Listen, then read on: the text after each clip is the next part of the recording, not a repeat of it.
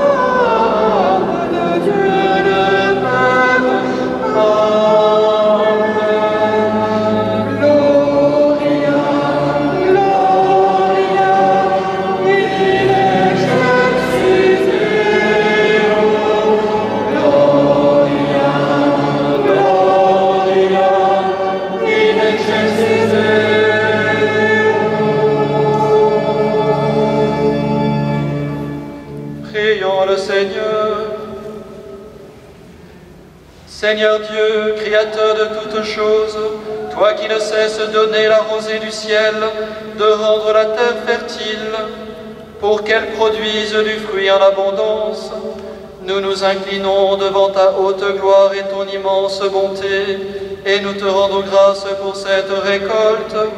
Par ces dons que nous avons reçus de toi, tu as comblé les espoirs de tes fidèles, qu'ils chantent sans fin tes miséricordes, qu'ils se servent des biens de ce monde, de manière à rechercher les biens éternels. Par Jésus le Christ notre Seigneur. Amen.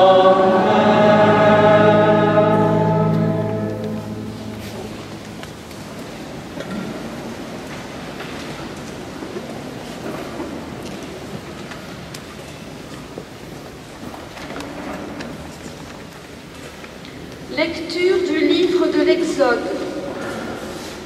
Le peuple d'Israël marchait à travers le désert. Les Amalécites survinrent et l'attaquèrent à Réphidim. Moïse dit alors à Josué, « Choisis des hommes et va combattre les Amalécites. Moi, demain, je me tiendrai sur le sommet de la colline, le bâton de Dieu à la main. » Josué fit ce que Moïse avait dit. Il livra bataille aux Amalécites. Moïse, Aaron et Our étaient montés au sommet de la colline. Quand Moïse tenait la main levée, Israël était le plus fort. Quand il la laissait retomber, Amalek était le plus fort. Mais les mains de Moïse s'alourdissaient. On prit une pierre, on la plaça derrière lui et il s'assit dessus. Aaron et Our lui soutenaient les mains, l'un d'un côté, l'autre de l'autre. Ainsi, les mains de Moïse demeurèrent levées jusqu'au coucher du soleil et Josué triompha des Amalécites au tranchant de l'épée. Parole du Seigneur.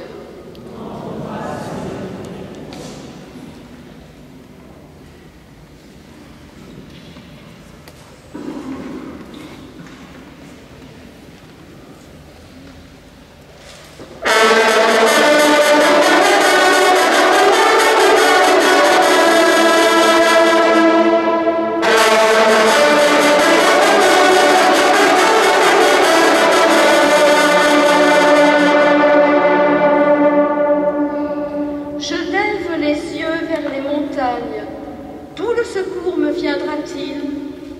Le secours me viendra du Seigneur qui a fait le ciel et la terre.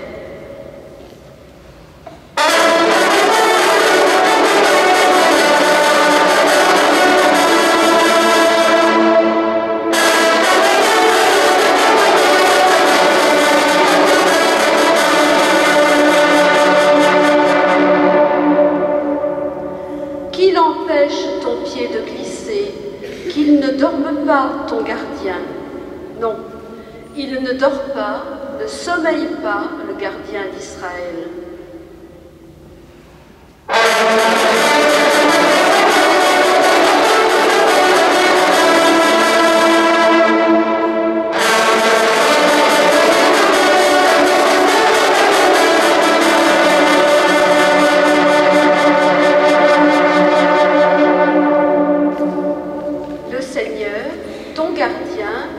Le Seigneur, ton ombrage, se tient près de toi.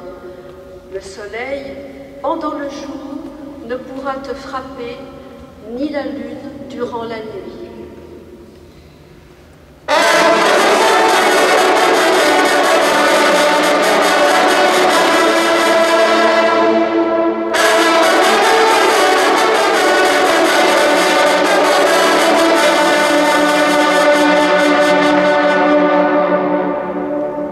Le Seigneur te gardera de tout mal, il gardera ta vie.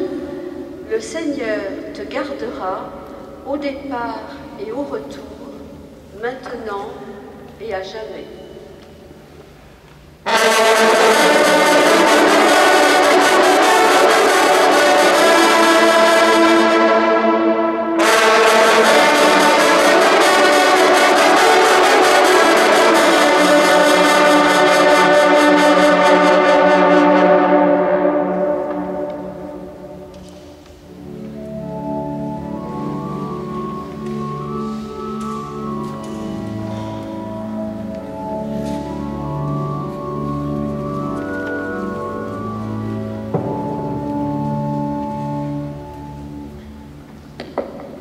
Lecture de la seconde lettre de saint Paul apôtre à Timothée. Fils bien-aimé, tu dois en rester à ce qu'on t'a enseigné. Tu l'as reconnu comme vrai. Sachant bien quels sont les maîtres qui te l'ont enseigné. Depuis ton plus jeune âge, tu connais les textes sacrés. Ils ont le pouvoir de te communiquer la sagesse, celle qui te conduit au salut. par la foi que nous avons en Jésus-Christ. Tous les textes de l'Écriture sont inspirés par Dieu. Celle-ci est utile pour enseigner, dénoncer le mal, redresser, éduquer dans la justice. Grâce à elle, l'homme de Dieu sera bien armé. Il sera pourvu de tout ce qu'il faut pour un bon travail. Devant Dieu et devant le Christ Jésus, qui doit juger les vivants et les morts, je te le demande solennellement. Au nom de sa manifestation et de son règne, proclame la parole, intervient à temps et à contre-temps, dénonce le mal, fait des reproches, encourage, mais avec une grande patience et avec le souci d'instruire.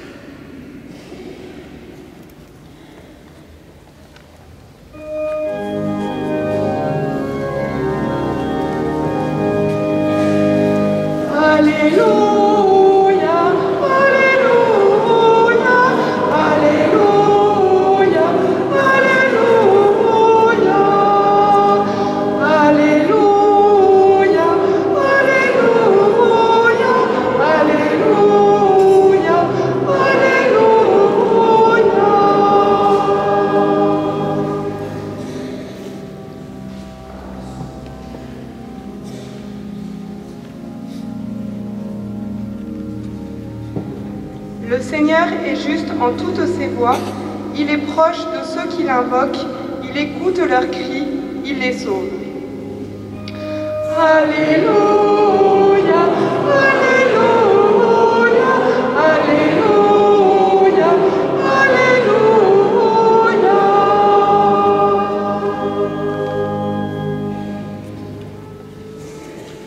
Le Seigneur soit avec vous. Évangile de Jésus-Christ selon saint Luc.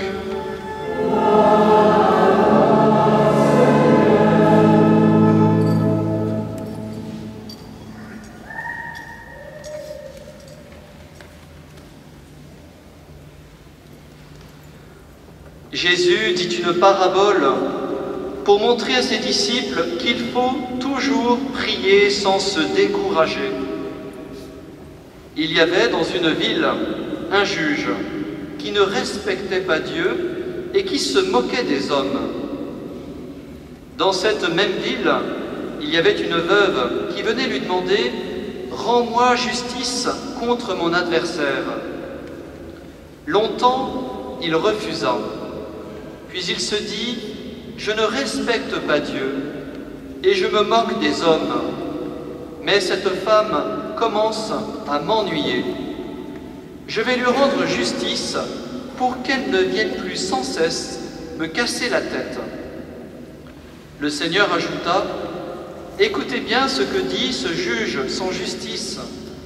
Dieu ne fera-t-il pas justice à ses élus qui crient vers lui jour et nuit? Est-ce qu'il les fait attendre? Je vous le déclare, sans tarder, il leur fera justice.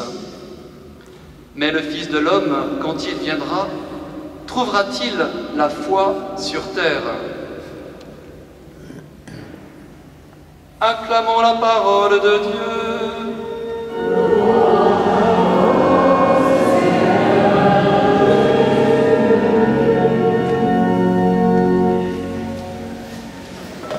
Frères et sœurs, chers amis, nous pourrions nous demander que vient faire cette parabole de la veuve qui demande justice à ce juge, alors que nous sommes réunis pour un moment de fraternité, un moment d'action de grâce, c'est le sens de la messe.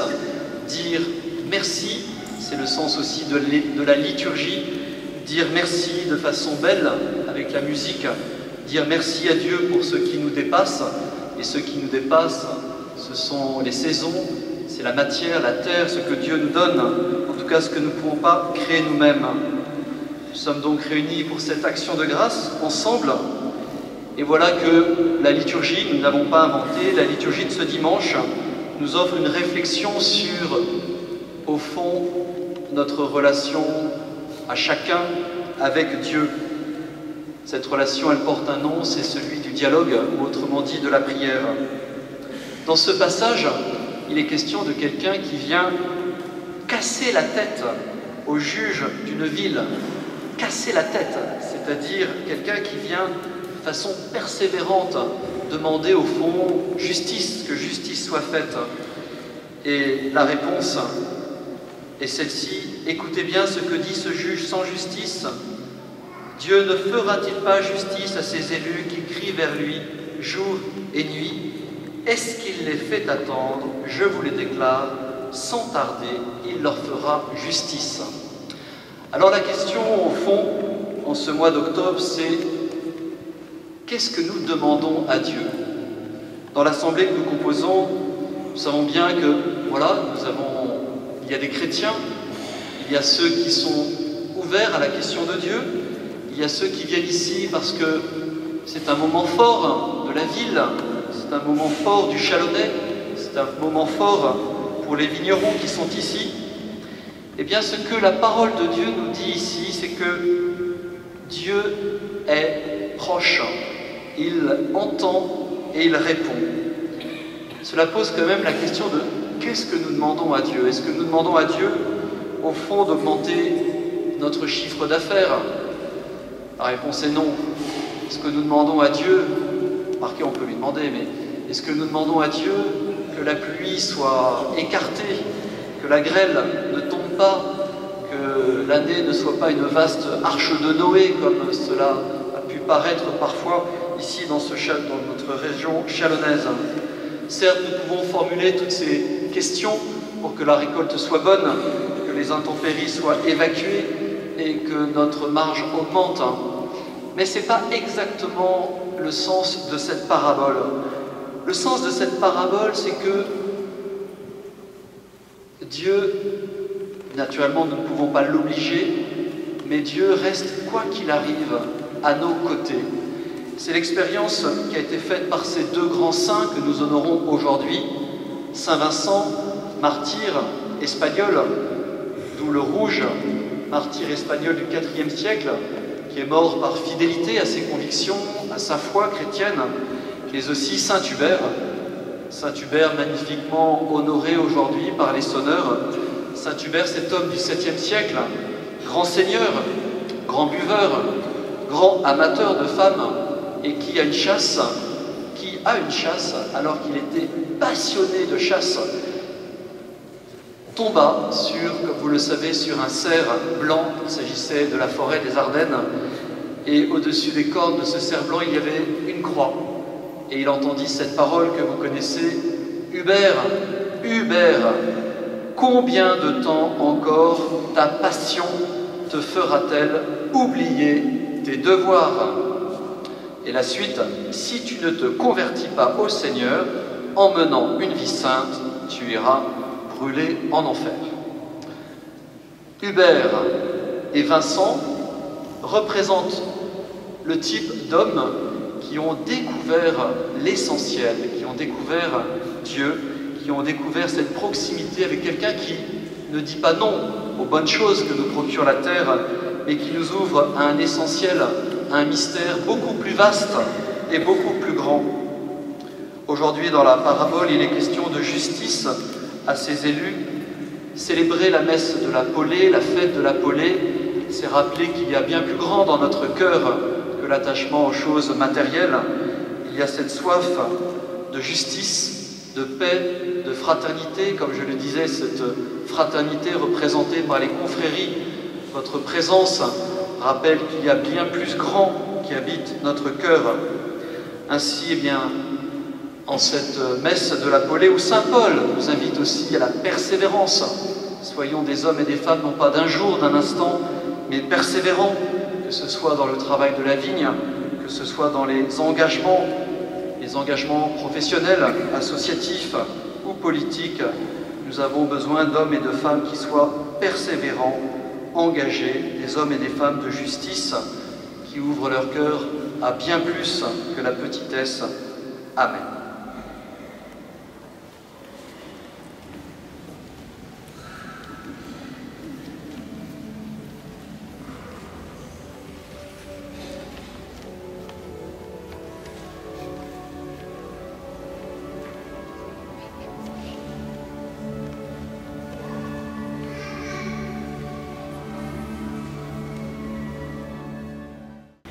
Ensemble, proclamons notre foi.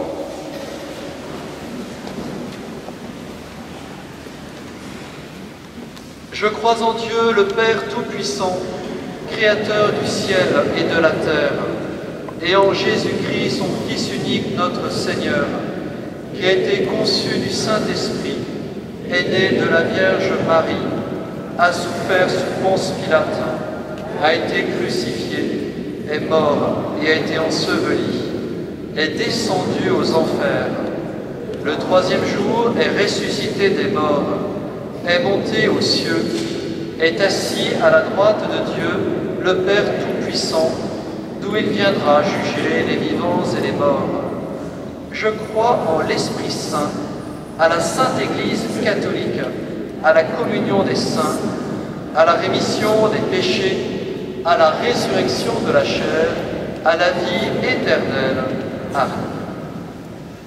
En cette messe de la Paulée, de Saint Vincent et de Saint Hubert, présentons à Dieu notre prière.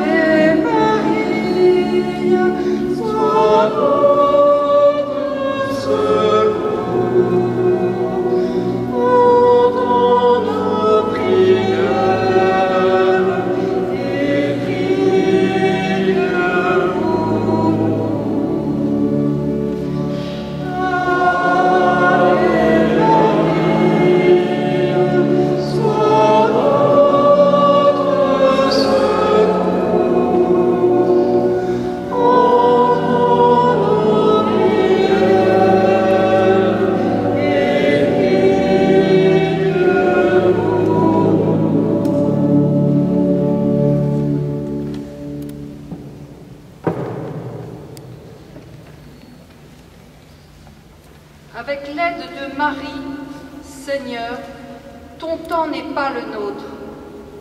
Aide-nous à être patients devant l'adversité, à être tenaces dans la prière, ainsi pour pouvoir dire qu'il en soit fait selon ta volonté.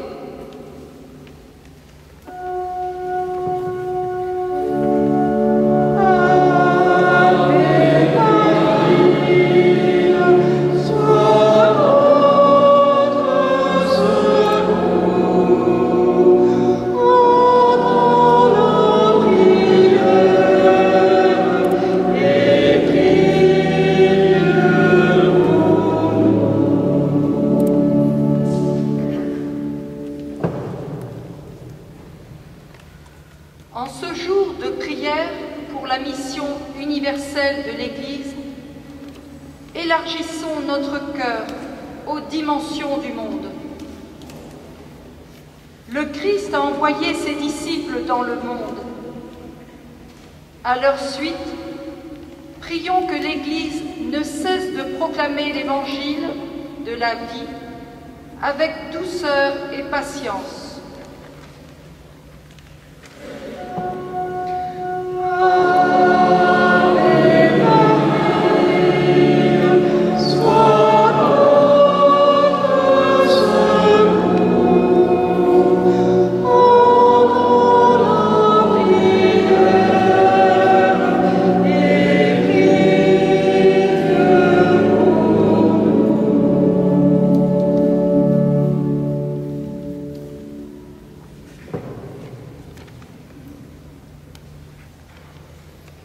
Configurés au Christ par notre baptême, nous sommes comme lui, envoyés vers tous les hommes qui nous entourent. Fais, Seigneur, que nous ne soyons pas des chrétiens de vitrine, comme nous le demande notre pape François, mais qu'à l'image de Marie, nous ne craignons pas de témoigner de notre foi et d'apporter ainsi la charité où elle nous attend.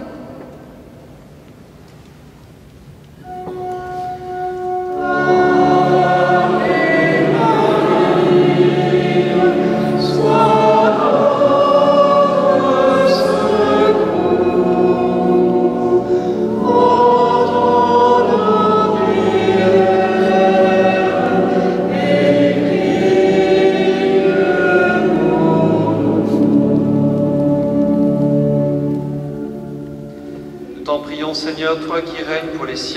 siècles. Veuillez vous asseoir.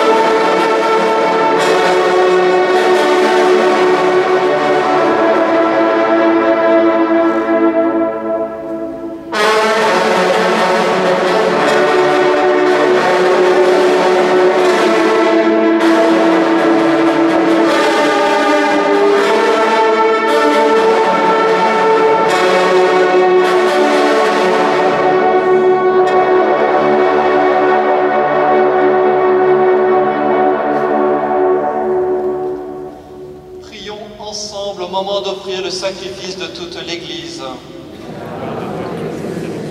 Seigneur, nous te présentons en signe de reconnaissance ces biens que nous avons tirés de la terre. Sanctifie-les, nous t'en prions. Et comme tu donnes à nos champs d'être fertiles, donne-nous de porter du fruit dans l'Esprit Saint par Jésus le Christ, notre Seigneur. Le Seigneur soit avec vous. Élevons notre cœur. Rendons grâce au Seigneur notre Dieu. Vraiment, il est juste et bon de te rendre gloire, de t'offrir notre action de grâce, toujours et en tout lieu.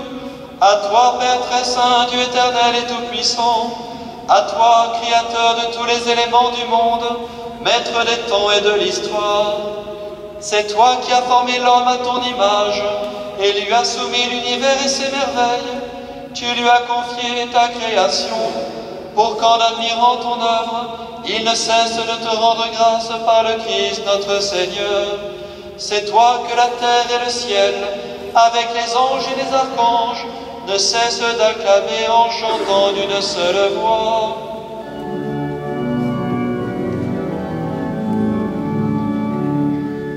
Sanctus, Sanctus, Sanctus Dominus, Sanctus, Sanctus Deus Sabaoth.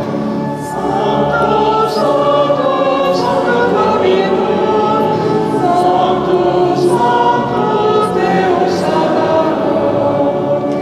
Legis cieli et terra, gloria tua. Hosanna in excelsis, Hosanna in excelsis, Hosanna in excelsis,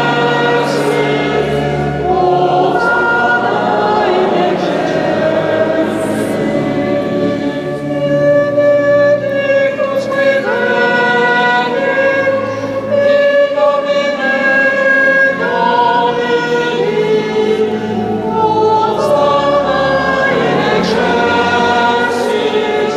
Hosanna in excelsis, Hosanna in excelsis, Hosanna in excelsis.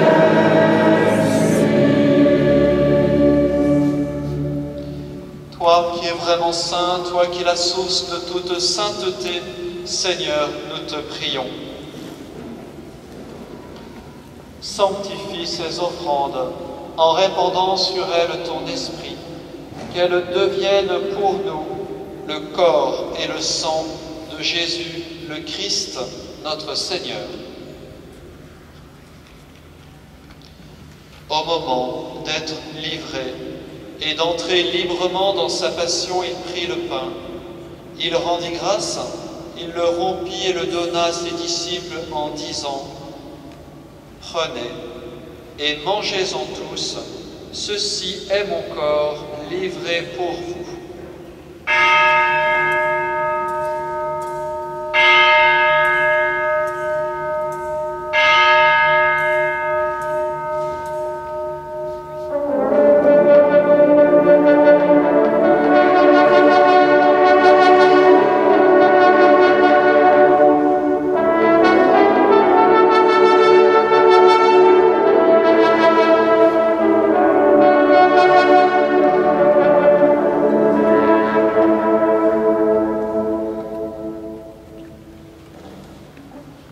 De même, à la fin du repas, il prit la coupe. De nouveau, il rendit grâce et la donna à ses disciples en disant : « Prenez et buvez-en tous, car ceci est la coupe de mon sang, le sang de l'alliance nouvelle et éternelle, qui sera versé pour vous et pour la multitude en rémission des péchés. Vous ferez cela en mémoire de moi. »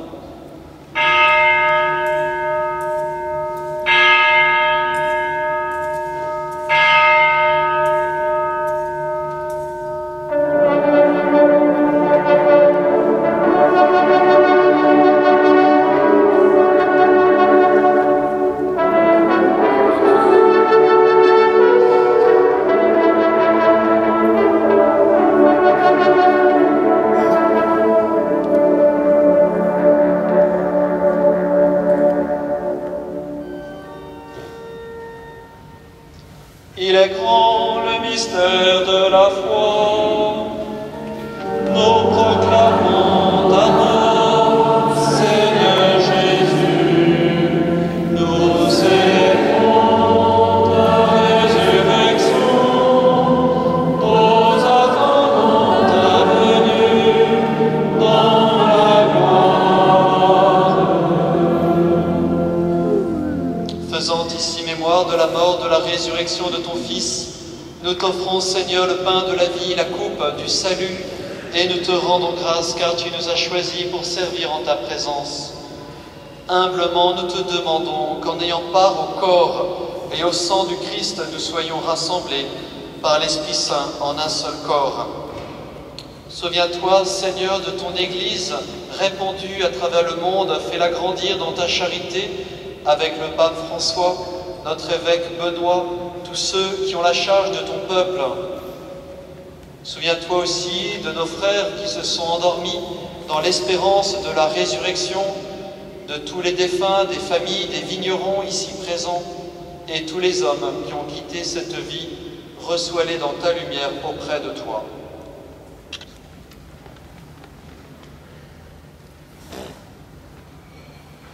Sur nous tous, enfin, nous implorons ta bonté.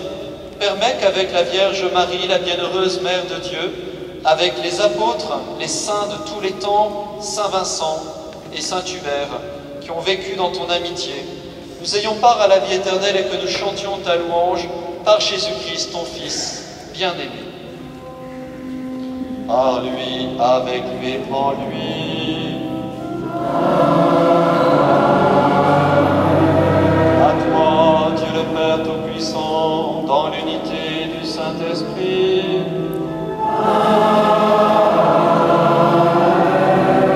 Tout honneur et toute gloire pour les siècles des siècles.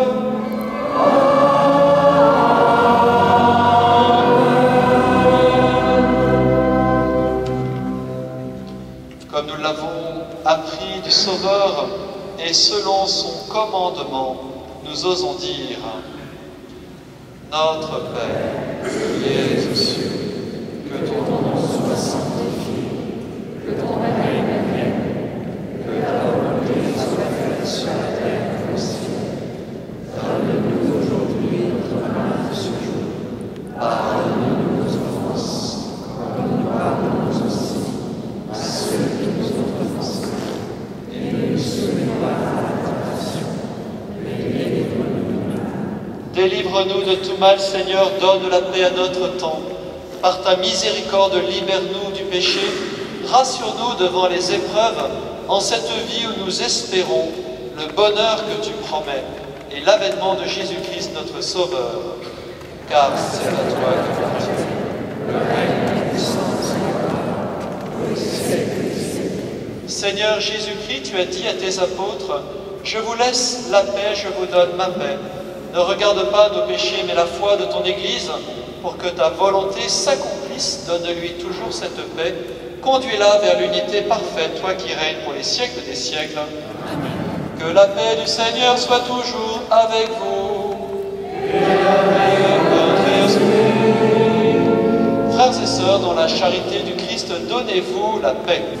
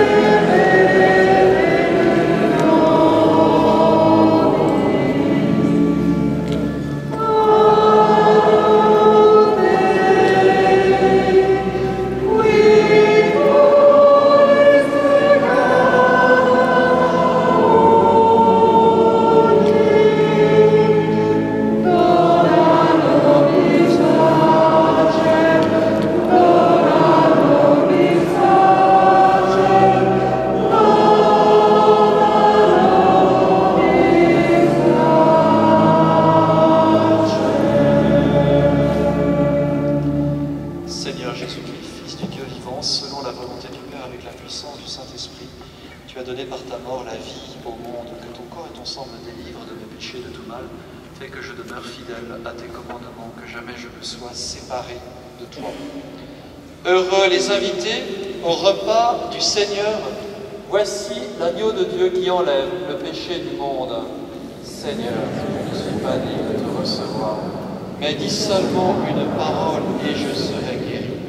Que le corps du Christ nous garde pour la vie éternelle. Amen.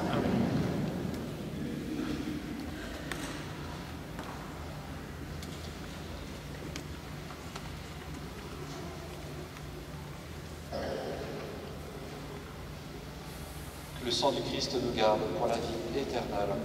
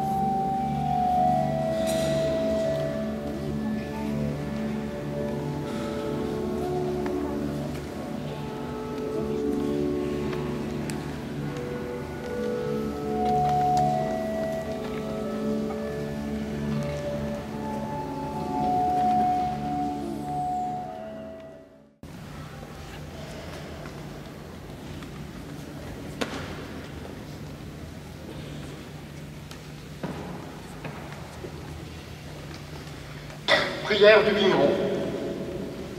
Seigneur, permets-moi de te confier mon métier de vigneron. Cette profession, tu en as souvent parlé lorsque tu vivais en Palestine. D'ailleurs, les prophètes et toi-même avaient souvent pris la vigne pour image du royaume et de l'Église. Tu es le sceptre et nous les croyants sommes les sarments.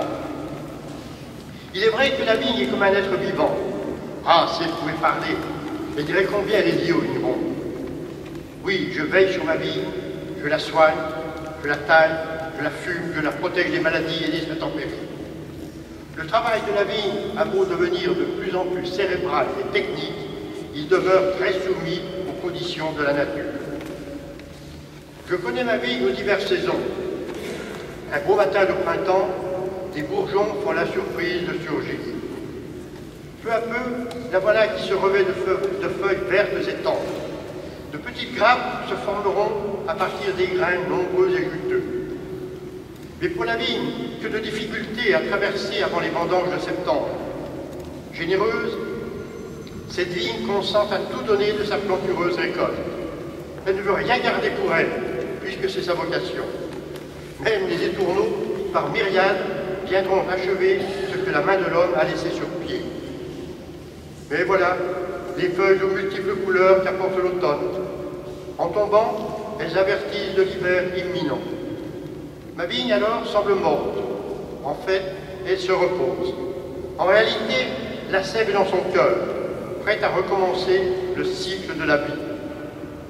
Seigneur, pour cette nature merveilleuse et la vie magnifique, je te dis grand merci. Que sur les tables des hommes, mon vin soit le signe humain et le partage fraternel et joyeux.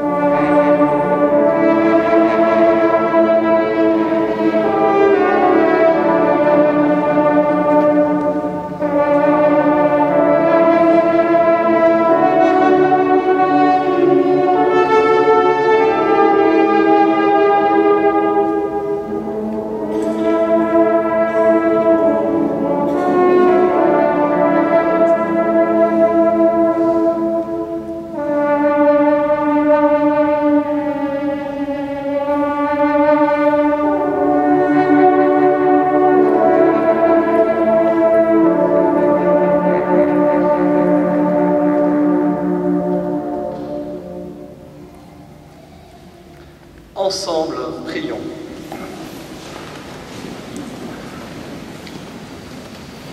Seigneur, dans cette Eucharistie, dans cette messe de la Paulée, nous t'avons rendu grâce d'avoir donné aux hommes les fruits de la terre, que ton mystère de salut continue de nous travailler et nous fasse récolter les fruits de ton règne par Jésus le Christ notre Seigneur.